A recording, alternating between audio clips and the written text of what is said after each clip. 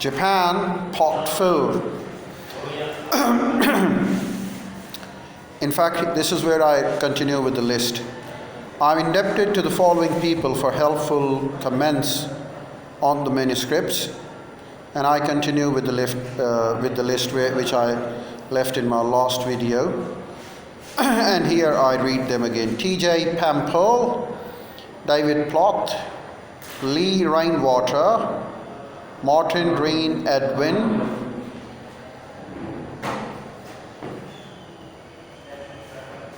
Edwin O. Rishour, David Risman, Thomas Rowland, Patricia Steinhoff, Katsuhiko Suitsugu. Again, it's a Japanese name, difficult to pronounce anyhow, but I'm trying my best to do it if I can do it. And I beg my pardon as well. I beg your pardon, please. Katsuhiko Suitsugu Kizo Takaimi. A Japanese name, of course.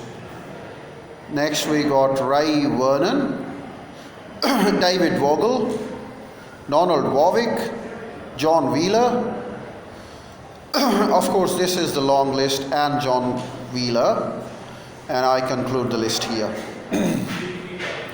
I'm especially indebted to George C. Lodge for his stimulating discussions of the American business, and Manabu Hara, Yoichi Funahashi, Suzanne. I'm for American business to Manabu Hara, Yoichi Funahashi, Suzanne H. Vogel, Nicole Seligman, Anna Laura Razov, For cooperation in the research, I am indebted to the countless numbers of Japanese friends for offering their help, especially to Tsutomu Ouchi, Caesar Buro Sato, and Yoichi Miyazawa.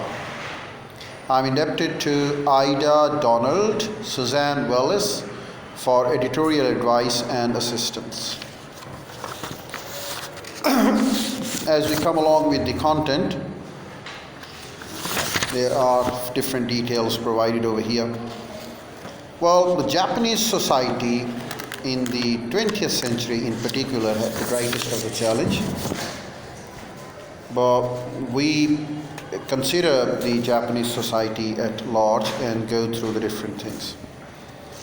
The Japanese had a challenge for them.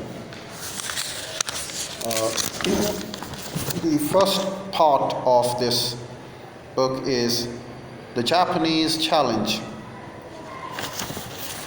And, well, the unit 1 or chapter 1, whatever you call it, a mirror for America.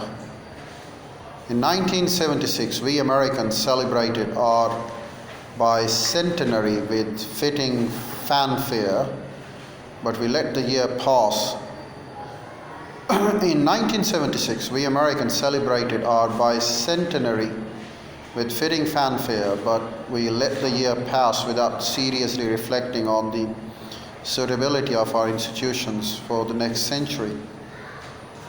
Our press and television have dramatized the difficult problems our nation is straining to contain, but they offer little analysis. We know that the institutions that once served us well are now less effective. But it is more manageable and certainly more interesting to personalize the cause, to attack someone's corruption or secrecy or his failure to provide proper leadership.